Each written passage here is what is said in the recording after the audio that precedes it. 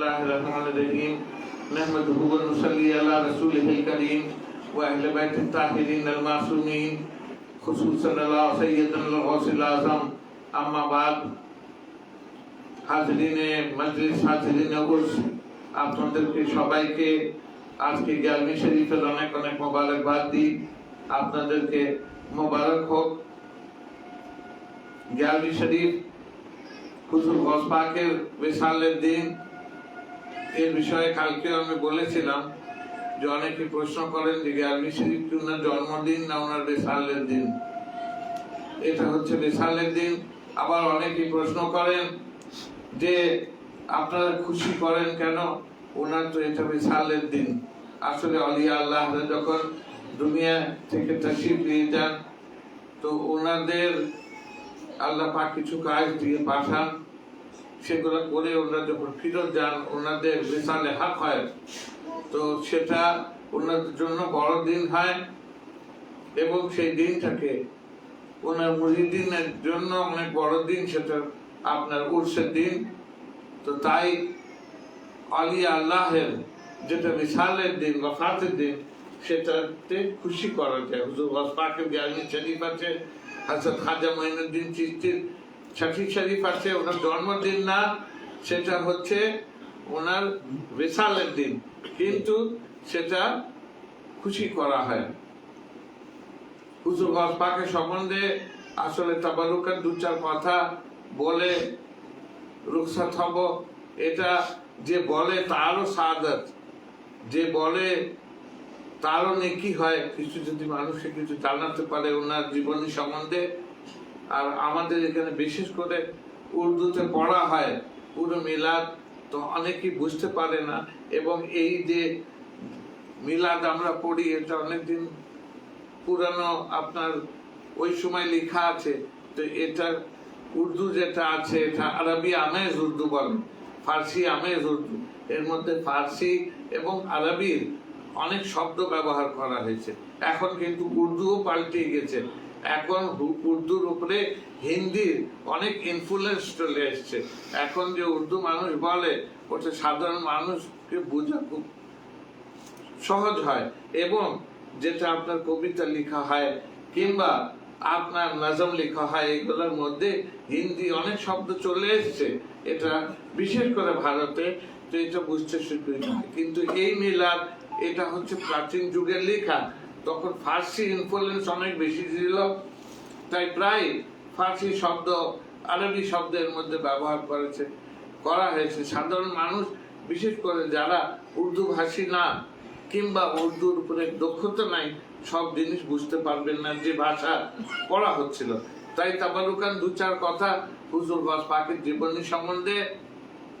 আপনারা জানেন ওনাকে পীরানে পীর বলা হয়, পীরদের পীর হুজুর গৌস পাককে। এটা কেন বলা হয়? আল্লাহ পাক এটা মর্তবা দিয়েছিলেন হুজুর গৌস পাককে, কেন উনি বেলায়েত তাকসিম করেন। কেউ ওয়ালি হতে পারে না যদি হুজুর গৌস পাক এর কাছ থেকে ফয়েজ না পায়, ওনার বেলায়েত না পায়। এবার মানুষে প্রশ্ন করবে যে সব ওয়ালি তো হুজুর গৌস পাককে দেখেনি, কি করে ফয়েজ পেল? এটা বাতিনি ফয়েজ আছে, এটা হুজুর গৌস পাকের কাছ থেকেই তাকসিম হয় আলমে বারজাকে। এবং হুজুর গৌস পাক দেন এই ফয়েজ আপনার ওয়ালিদেরকে বিভিন্ন, এবং তারা বেলায়েত পান। যে বেলায়েত ধারা এসছে, আমরা ইসলামের দিকে তাকালে দুই ধরনের, সংক্ষেপে আমি বলছি, ধর্ম আমরা দেখি। একটা আছে রাজা বাদশাদের ধর্ম, তারাও রাজত্ব করেছে ইসলামের নামে, নিজে খালিফা বলতো, অন্যান্য নিজেকে হাকিমে ভাবছিল অনেক দিন। আমাবিরা, আব্বাসীরা, এদের ইতিহাসে যারা ইসলামিক হিস্ট্রি পড়েছে, ইতিহাস পড়েছে, এরা ভোগ বিলাসিতা এগুলো করতো, এবং নিজেদের জন্য একটা আইন, সাধারণ মানুষের জন্য একটা আইন। কোরআন হাদিসের অনুযায়ী এদের জীবনী ছিল না। তবে আমরা ইসলাম পেলাম কোথা থেকে? সঠিক ইসলাম এটা আমরা পেলাম রাসূলের আহলে বাইত থেকে। ওনাদের জীবনের মধ্যে ত্যাগ ছিল, ওনাদের জীবন ছিল কোরআন ও হাদিসের অনুযায়ী, সাধারণ জীবন যাপন করতেন ওরা। এবং যা কোরআনে লেখা আছে, কোরআন থিওরিটিক্যাল কোরআন, কিন্তু প্র্যাকটিক্যাল কোরআন যদি দেখতে হয় তো আহলে বাইতের জীবন দেখতে হয়, আলে মোহাম্মদের জীবন দেখতে হয়। হুজুর সাল্লাল্লাহু আলাইহি ওয়াসাল্লাম যেমন হুজুরকে 1,24,000 পয়গম্বরের মধ্যে সর্বশ্রেষ্ঠ করে পাঠিয়েছিলেন আল্লাহ পাক, উনি ইমামুল আম্বিয়া, উনি আশরাফুল আম্বিয়া। 1,24,000 পয়গম্বরে হযরত মুহাম্মদ হচ্ছেন সব থেকে বেশি মার্তবা আল্লাহ পাক দিয়ে দুনিয়ায় ওনাকে পাঠিয়েছেন। সেইভাবে সব যত নবীর আহলে বায়ত এসেছিলেন সর্বশ্রেষ্ঠ হচ্ছেন হযরত মুহাম্মদের আহলে বায়ত। ওনাদেরকে সব ধরনের গুণ দিয়ে আল্লাহ পাক পাঠিয়েছেন। আর যখনই দরকার হয়েছে হযরত মুহাম্মদের আহলে বায়ত ওনারা এগিয়ে এসেছেন, ইসলামকে বাঁচিয়েছেন। আলে মোহাম্মদ হুজুরের औलादরা খুব কষ্টের জীবন ছিল ওনাদের, কিন্তু ইসলামের মশাল ওনারা ধরে রেখেছিলেন।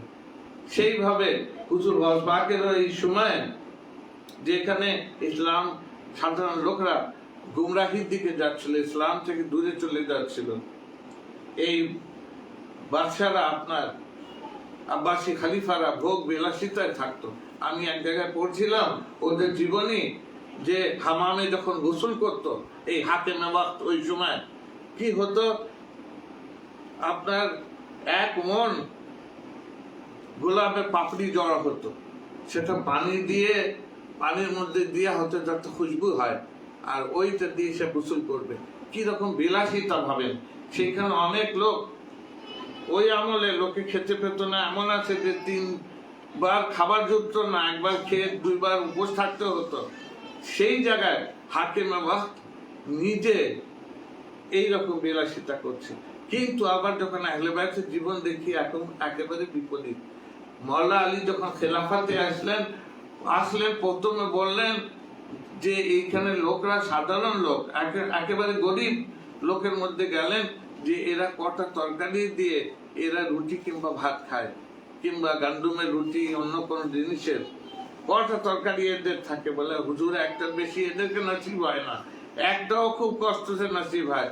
বলে দিলেন যে আমার দরবারে যত আছে গভর্নররা আছে এবং যে যে পদে আছে তাদেরকে হুকুম দিলাম, এবং আজ থেকে আলিয়ে মুর্তজা এরকম উনি করতেন, বলে একটা সালাম থেকে বেশি ব্যবহার করবে না। এবং সকল যতক্ষণ না সব লোক ওই নসিব হয় 2টা তরকারি খাবার, ততদিন যারা হুকুমরা, যারা আপনার রাজত্ব করছে তারাও খাবে না। কিরকম আদর্শ দেখুন মওলা আলী, আহলে বাইতের, আলে মোহাম্মদের। সেইভাবে এই ধারাটা 12 ইমামে চলে এসছে। এমন একটা সময় হুজুর গাউস পাকের আগমন হলো যে তখন আবার দুনিয়া গুমরাহি হয়ে গেছিল, কোরআনের থেকে জীবন সরে গেছিল, হাদিস থেকে সরে গেছিল, মানত না কোনো জিনিস। নামে একটা আপনার কেউ মোহাম্মদ রহিম আছে, তো কেউ মোহাম্মদ উসমান আছে, তো কেউ মোহাম্মদ ইলিয়াস আছে, কিন্তু তার জীবনে কোন রকমের কোরআনের কোন জিনিস ছিল না, হাদিসের কিচ্ছু মানত না। এইরকম দেখছে যে হুকুম রাজত্ব করছে, সেই বিলাসিতা করছে, সেই আপনার দুনিয়ার কোরআনের বিরুদ্ধে কাজ করছে, তো সাধারণ লোক কি মানবে। সেই সময় হুজুর গাউস পাক এর আগমন হলো, এবং এনার আগমনের একটা কাহিনী আপনার অনেকেই এটা বলেছেন, তবে অনেক যুবকরা আছে যারা নেটে দেখছেন জানেন না। কি রকম দেখুন ওনার হয় যে একবার ওনার আব্বাজান, আরেকটা জিনিস আমি বলে দিই, এই যে 1,24,000 পয়গম্বর পাঠিয়েছেন আল্লাহ পাক,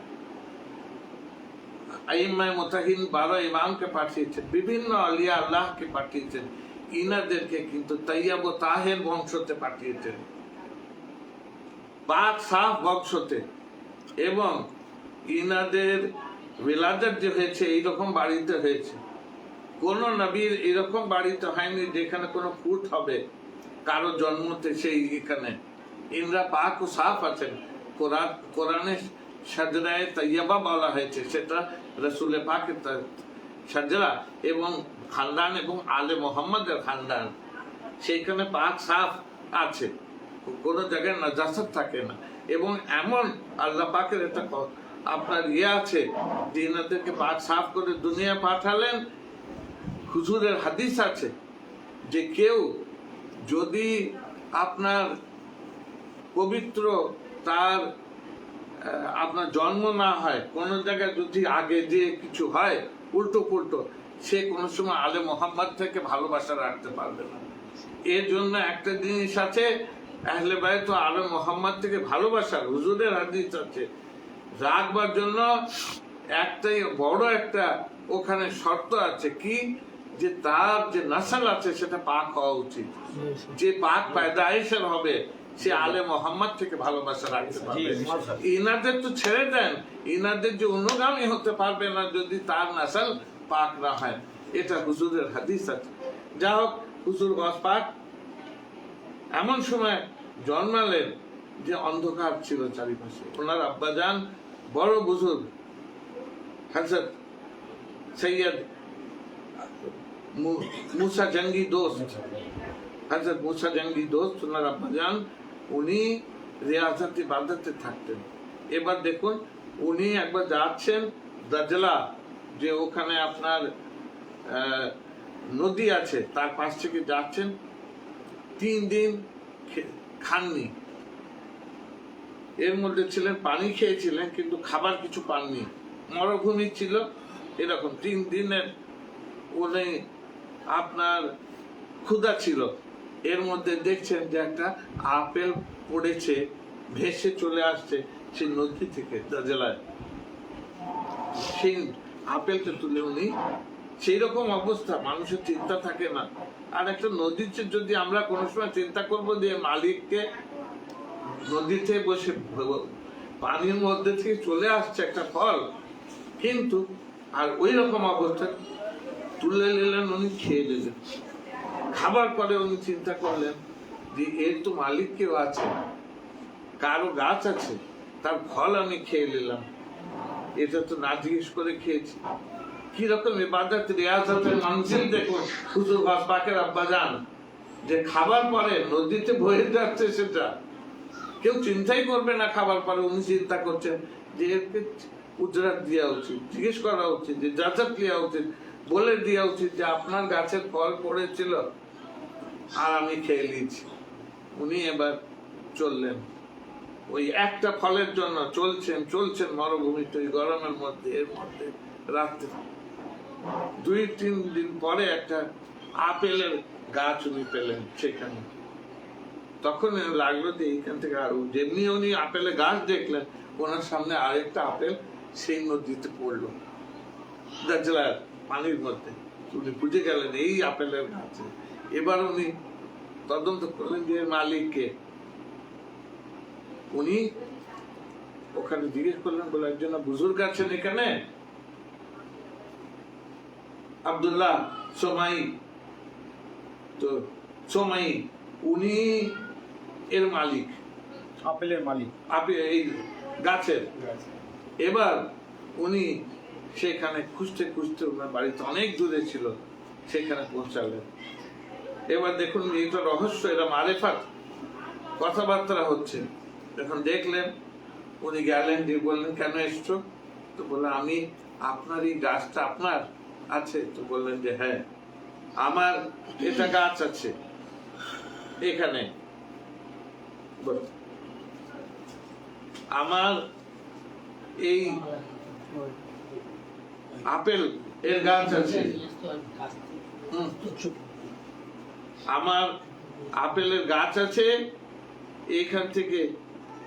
হ্যাঁ তুমি ঠিক বলছো, এখান থেকেই পড়েছে। তো বলে আমি কিছু আপনাকে টাকা দিতে চাই, কি করতে হবে? আপনার জিনিস তো, না বলে আমি খেয়েছি, বলুন আমাকে, আপনি বলেন, খেয়ে নিয়েছি, কি করতে হবে? আমাকে কিছু টাকা দিতে হবে, এর বিনিময়ে কিছু দিতে হবে। তো উনি বললেন না, আমার বাড়িতে তোমাকে থাকতে হবে, এর বিনিময়ে 3 বছর আমার বাড়িতে গোলামি করতে হবে তোমাকে।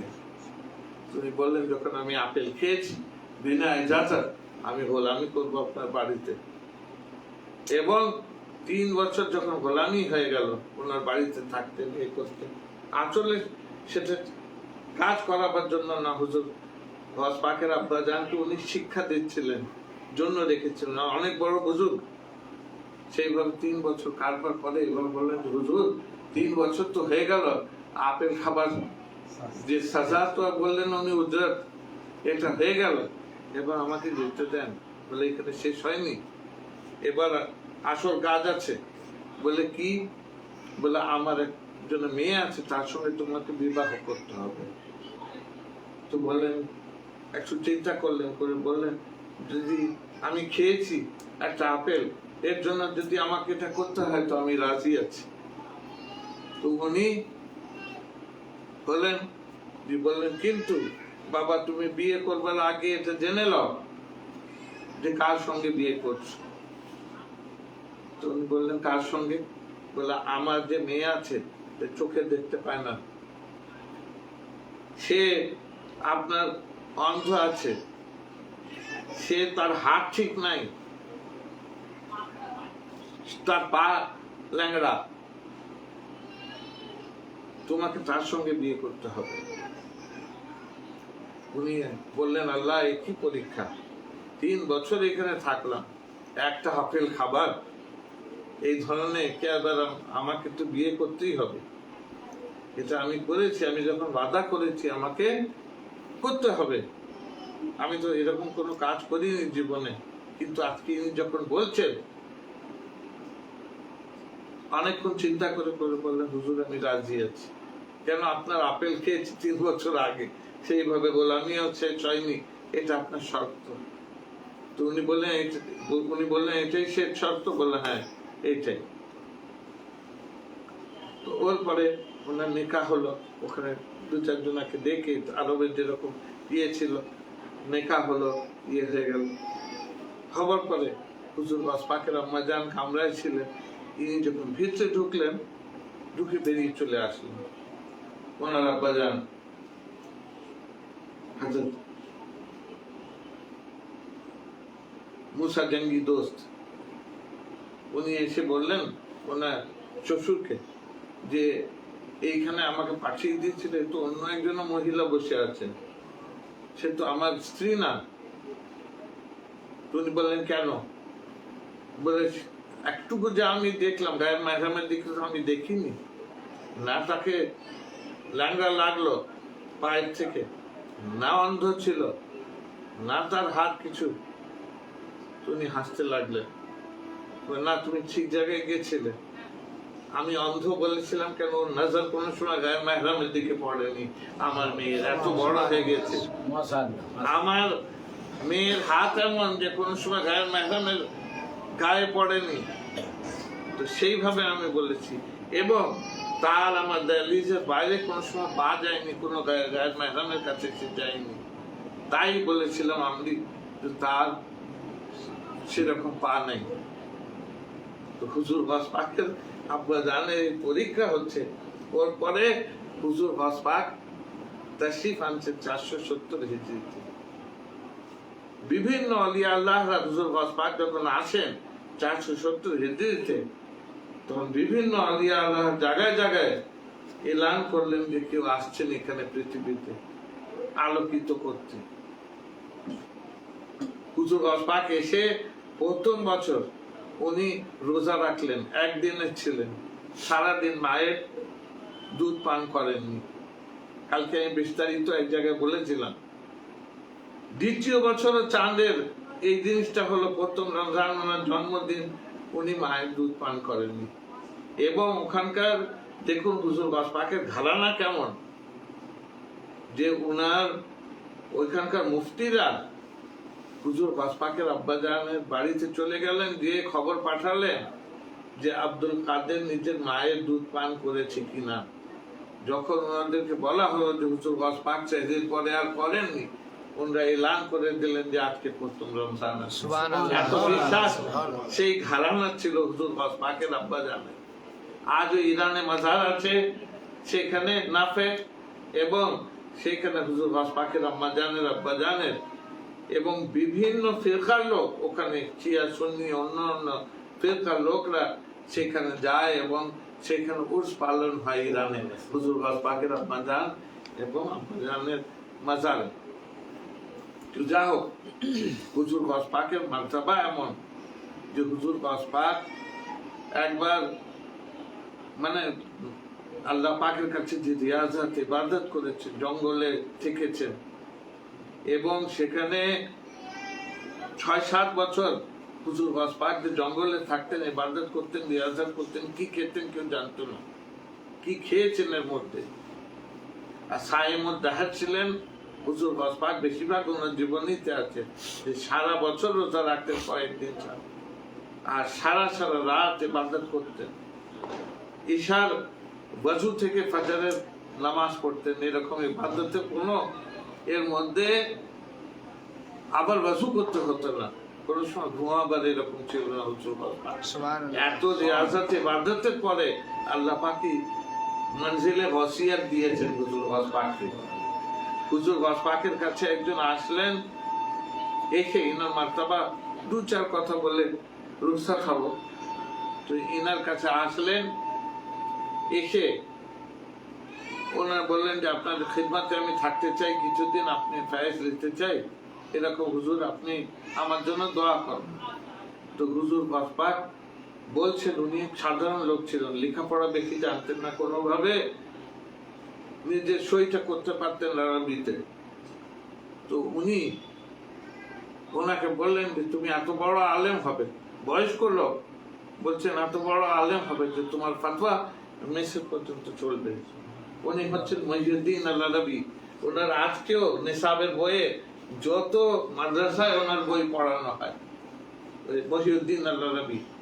বয়স্ক লোক, একটা বাচ্চাকে পড়ানো অনেক সুবিধা হয় কোনো ভাষা কিছু জিনিস, কিন্তু একটা বয়স হয়ে গেলে তার মধ্যে সে ক্ষমতা থাকে না ধরে নেওয়ার। কিন্তু হুজুর গস পাকের এমন ফায়েজ, উনি 1 বছর হুজুর গস পাকের কাছে ছিলেন, আর উনি যে ইলম হাসিল করেছেন সেটা 18 বছরেও করা মুশকিল। ওই 1 বছরের মধ্যে যা ফায়েজ এবং যে শিক্ষা হাসিল করলেন, আর যেমন হুজুর গস পাক দোয়া করেছিলেন, পরে ওনার ফতোয়া পুরো দেশের পুরো আরবে চলতো। মহিউদ্দিন আল আরবি আজ পর্যন্ত ওনার জায়গায় জায়গায় আপনার নিসাবের বইয়ে বিভিন্ন জায়গায় ওনার জিনিস পড়ানো হয়, লেখা কি আছে। উনি সাধারণ লোক ছিলেন, কোনো পড়াশোনা মাদ্রাসায় করার না, কিচ্ছু না, খালি হুজুর গস পাকের 1 বছর ফায়েজ হাসিল করেছেন। একবার নিগাহ পড়ে গেছে, সে ওয়ালি হয়ে গেছে হুজুর গস পাকের যার কাছে নিগাহ করেছে। হুজুর গস পাকের একটা বাক্যে এতে বিশেষ করে বোঝা যায় যে ইনি একবার ঘোষণা করলেন, উনি যখন বক্তৃতা করতেন হুজুর গস পাক মসজিদে জিলানিতে ওনার মসজিদ আছে, সেখানে হাজার হাজার লোক জড়ো হতো। মসজিদে শেষে জায়গা হলো না, মাদ্রাসার বক্তৃতা করতে লাগলেন। ওখান থেকে তখন পৃথিবীর জনসংখ্যা অনেক কম ছিল, 470 হিজরি।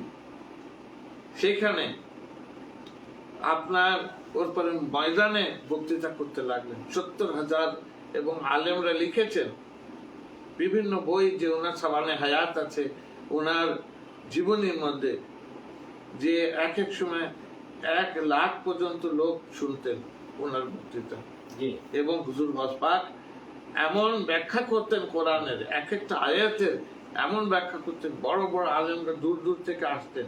শেষে এমন হতো ওনাদের, যেমন আল্লামা ইবনে জাওজি একজন বড় আলেম তাফসীর এর কোরআনের, তো উনি হুজুর গস পাককে শুনতে আসলেন যে ইনি কোরআনের বিভিন্ন তাফসীর করেন, কোরআনের ব্যাখ্যা করেন। এমন ওনার উপরে হলো জাস তালি হলো যে শেষে উনি বলছেন যে আমি কি শুনছি, একটা আয়াতের আমরা এই একটা তাফসীর করি এইভাবে। হুজুর গস পাক কি করছেন, উনি যে চুল ছিঁড়তে লাগলেন, কাপড় ছিঁড়তে লাগলেন, লোকে এসে ওনাকে ধরলো যে হুজুর এরকম করেন না। উনি ওনার মাথা কাজ করছিল না যে এ কি হুজুর গস পাক থেকে শুনছি। একবার আপনার চোর ডাকাত রাহজান যারা গুমরাহ আছে, হুজুর গস পাকের তাকরীরের মধ্যে একবার যদি বসে যেত, তার মন নুরানি হয়ে যেত। ওই একটা তাকরীরে বসে অনেকজন বেলায়েত পেয়ে গেছে এবং ওয়ালি হয়ে গেছে হুজুর গস পাকের একটা বক্তৃতা শুনে। এরকম ছিল, পুরো আরবের সমাজকে উনি নিজের বক্তৃতা থেকে পাল্টিয়ে দিলেন। যারা শুনতো হুজুর গাছ পাকে। আর এটা ফায়েজ কি আছে, হুজুর গাছ পাকের মাতৃভাষা কিন্তু ছিল ফার্সি। উনি আরবিও বলতেন, জানতেন, কিন্তু আসল ছিল ফার্সি। ওনার ইরানে জন্ম, বাগদাদে পরে ইলম হাসিল করবার জন্য গেলেন। যখন রিয়াজাত ইবাদত করে সেই জায়গায় চলে আসলেন, স্বপ্নতে দেখেন হুজুর সাল্লাল্লাহু আলাইহি ওয়াসাল্লাম, হযরত মুহাম্মদ সাল্লাল্লাহু আলাইহি ওয়াসাল্লাম, উনি হুজুর গাছ পাককে বলছেন নিজের মুখ খুলো আব্দুল কাদের। তো উনি বললেন কেন? বলছে আমি ফায়েজ দেব তোমাকে। মুখ খুললেন, নিজের লোয়াবে দাহান, উনি স্বপ্নতে দেখছেন নিজের মুখ থেকে থুতু মোবারক ওনার এতে 7 বার দিলেন এবং বললেন তুমি বক্তৃতা করবে, বক্তৃতার মাধ্যমে তুমি পাল্টিয়ে দিবে এই সমাজকে। হুজুরকে বললেন, হযরত মুহাম্মদ সাল্লাল্লাহু আলাইহি ওয়াসাল্লাম হুজুর গাছ পাককে, তুমি বললেন যে আমি তো আজমি আছি, আমার মাতৃভাষা তো আরবি না, আমি তো ইরানের, আমি তো ফার্সি বলি। এখন এখানে এসে একটু ভালো হয়েছে, আর আমি তো ফার্সি আরবি বলতে পারি না, যেটা বাগদাদে বলা হয় এখানে। তো হুজুর সাল্লাল্লাহু আলাইহি ওয়াসাল্লাম স্বপ্নতে বললেন যে আজ থেকে তুমি ফার্সি আরবি বলতে লাগবে এবং তোমার বক্তৃতা থেকে লোকে ইসলামের দিকে আসবে। দ্বিতীয় দিন আবার স্বপ্নতে দেখেন হযরত আলী মুর্তজাকে আলাইহিস সালামকে, উনি এসেছেন এবং সেই কথা যে আব্দুল কাদের তুমি বক্তৃতা করো। হুজুর গাছ পাক নিজের সাবানে হায়াতে লিখেছেন এটা, উনি নিজের বইয়ে যে আমি স্বপ্নতে দেখেছিলাম এভাবে বললেন। উনি এসে 6 বার ওনার মুখে লোহাবে দাহান দিলেন, নিজের মুখ থেকে মুখ লাগিয়ে স্বপ্নতে দেখলেন এবং উনি বললেন তুমি বক্তৃতা করো। তো হুজুর গাছ পাক বললেন যে আমাকে রাসূলের পাক 7 বার দিয়েছিলেন, হুজুর আপনি 6 বার কেন দিলেন, রহস্য কি? তো উনি বললেন উনি নবী আছেন, উনি 7 বার দিলেন, আমি আদবের হিসাবে 1 বার কম দিলাম, আমি 6 বার দিলাম। সুবহানাল্লাহ। হুজুর গাছ পাকের আপনার আল্লাহ পাক পালায়ে কায়নাত হযরত আলী মুর্তজা আলাইহিস সালামের হুজুর গাছ পাক 70,000-এর মাজমা, 1 লাখের মাজমা বক্তৃতা করতেন, কোনো মাইক ছিল না। আজকাল আপনার 30 লাখ লোকের মধ্যেও মাইক দিয়ে শোনানো যায়, কিন্তু তখন 70,000 লোক, কিন্তু যে সামনে সাফে বসে থাকতো, যেখানে উনি বক্তৃতা করছেন নিচে বসে শুনছে, সেইভাবে শুনতো এবং 70,000 লোকের পিছনে যে শেষ সাফে বসে থাকতো, সেই রকম শব্দ হুজুর গাছ পাকের সেই কণ্ঠ পেত, সেই আওয়াজ পেত, সেই জোর পেত সেখানে, এবং সেইখান থেকে এটা ফায়েজ হুজুর গাছ পাককে দিয়েছিলেন। বিভিন্ন হুজুর গাছ পাকের কারামাত আছে। একবার আমি আজকেই পড়ছিলাম যে একজন আসলেন, এসে বললেন যে হুজুর রমজানের সময় ছিল, আপনি আমার বাড়িতে ইফতার করবেন। এটা হুজুর গাছ পাকের বড় শাহজাদা হযরত আব্দুল ওয়াহাব আল কাদরি, ওনার মাজার হুজুর গাছ পাকের আহাতায় আছে। তো উনি বর্ণনা করেছেন যে আমি বসেছিলাম, আমরা ভাইরা, আমাদের সামনে হযরত আব্দুল রাজ্জাক আল কাদরি, ওনার যেটা নাসিন ছিলেন, মেজর শাহজাদা, উনিও ছিলেন। তো বললেন ইয়া হুজুর ইফতারে চলেন। হুজুর রাজি হয়ে গেলেন, বললেন আমি যাব। ওর পরে আরেকজন আসলেন, এসে বলল যে হুজুর আজকে ইফতারে আপনি আমার কাছে যান, আমার বাড়িতে ইফতার করবেন, আপনার নিমন্ত্রণ থাকবে। হুজুর সেটাও একসেপ্ট করে নিলেন, উনি রাজি হয়ে গেলেন। এইভাবে 40 জন আসলো, 40 জন রাজি হয়ে গেল। হযরত আব্দুল ওয়াহাব বলছেন যে আমরা চিন্তা করছি যে হুজুর কার কার বাড়িতে যাবেন, এই এত কম সময় থাকে ইফতারে, এর মধ্যে কোথায় কোথায় যাবেন। তো আমরা দেখলাম যে হুজুর আমাদের সঙ্গে ইফতার করলেন বসে, সে হয়ে গেল। আমরা বললাম এত লোকের সঙ্গে, মনে মনে চিন্তা হলো যে আব্বা হুজুর এত লোকের সঙ্গে ওয়াদা করলেন, কিন্তু ইফতার আমাদের বাড়িতে বসে করলেন। একবার সমাবেশের মধ্যে হুজুরের বক্তৃতা হবে, লোকে এসে জড়ো হয়, কথা বলছে এক অন্যের সঙ্গে, যেমন আপনারা এক অন্যকে চিনেন। বলছে হুজুর আমার বাড়িতে সেদিন ইফতারের জন্য দিয়েছিলেন। সে বলছে আমার বাড়িতেও তো হুজুর ইফতারের জন্য গিয়েছিলেন। উনি তখন ওনাকে হলো যে ব্যাপারটা কি মাদেরা কি হযরত আব্দুল ওয়াহাব কাদরি, উনি এক একজনের যারা যারা নিমন্ত্রণ করতে এসেছিল জিজ্ঞেস করতে যে আমার আব্বা হুজুর তোমাদের বাড়িতে গিয়েছিলেন ইফতারে, বললো হ্যাঁ আমাদের সঙ্গে ইফতার করেছিলেন। এমন মজেজা যখন একজন ওয়ালিকে বলা হলো যে এইভাবে হুজুর, পরে ওনার জীবনী থেকে যখন আলোচনা হচ্ছিল যেভাবে হচ্ছে যে এইভাবে কি করে হুজুর এক সময় 40 জায়গায় যেতে পারে এবং নিজের বাড়িতে ইফতার করতে পারে। তো সে ওয়ালি বললেন যে তুমি মালাকুল মউতকে জানো না? এটা তো আল্লাহর ইচ্ছা, আল্লাহ যখন করান। মালাকুল মউত যখন কোনো বড় অ্যাক্সিডেন্ট হয়, কিছু হয়, আপনার ভূমিকম্প হয়, একসঙ্গে 50,000 1 লাখ লোকের আপনার কাজ করেন, বিভিন্ন জায়গায় যে কাজ করছেন। এই সময়ও আমরা যখন কথা বলছি কত লোকের রূহ কাজ হচ্ছে পৃথিবীতে বিভিন্ন জায়গায়। সেভাবে একটা ওয়ালি কেন 40টা জায়গায় যেতে পারে না যদি আল্লাহর ইচ্ছা হয়? নিজে রিয়াজত ইবাদত করে এই ওয়ালিরা নিজে সবকিছু আল্লাহর উপরে ত্যাগ করে দেন। তো উনরা আসলে নিজের মার্জি থেকে চলেন না, আল্লাহ পাকের যেটা মার্জি হয় সেইটাই উনরা করেন। উনি হুজুর গাউস পাক বক্তৃতা করতে করতে একবার বললেন যে কাদামি হাযিহি আলা রাকাবাতি কুল্লি ওয়ালিল্লাহ, যে আমার যে কদম আছে সব ওয়ালিদের স্কন্ধে আছে। এটা ওনার একটা কাসিদায়ে বসিয়া একটা কবিতা আছে, তার মধ্যে আছে। তো এই লাইন ওর মধ্যেও আছে। তো কাদামি হাযিহি আলা রাকাবাতি কুল্লি ওয়ালিল্লাহ, যে আমার যে কদম আছে সব ওয়ালিদের স্কন্ধে আছে। কেউ ওয়ালি হতে পারে না যদি হুজুর গাউস পাক থেকে ফায়েজ না পায়। সে চিশতিয়া হোক, সে সোহরাওয়ার্দিয়া হোক, সে নকশবন্দিয়া হোক, সে যে কোনো সিলসিলা থেকে হোক, কিন্তু হুজুর গাউস পাকের দরবার থেকেই ফায়েজ পায়, সেইখান থেকে বিলায়েত দিয়া হয়। তো সে আপনার ঠিকানায় ঘোষণা করছেন। দেখুন ঘোষণা করছেন, আউলিয়া আল্লাহ নিজের বইয়ে লিখেছেন, বিভিন্ন আউলিয়া আল্লাহ নিজের মালফুজাতে লিখেছেন যে সেই সময় যারা এইসব কথা তো আমরা জানি না, আমরা বলতে পারবো না, যারা বুজুর্গ ওয়ালি তারা এইসব কথা বলতে পারেন যে হুজুর গাউস পাক যখন এই ঘোষণাটা করছিলেন তখন যারা পূর্বে ইন্তেকাল হয়ে গেছে ওয়ালিদের, তারা নিজের কবরে বলছিলেন যে বেশক আপনার যে কদম আছে আমাদের স্কন্ধে আছে। সুবহানাল্লাহ। সব ওয়ালিরা বললেন। হযরত জুনায়েদ বাগদাদি 200 বছর আগে হুজুর গাউস পাকের ওনার মিসাল হয়েছে, উনিও বললেন কবরে যে আপনার যে কদমে মোবারক আছে আমার স্কন্ধে আছে, আমার ঘাড়ে। কিন্তু এখানে এক ব্যক্তি আছেন আমাদের হযরত গরিব নওয়াজ হযরত খাজা মঈনুদ্দিন চিশতি সঞ্জেদি রহমতুল্লাহ আলাইহ, উনি কিন্তু সেখানে সীমিত থাকলেন। উনি বললেন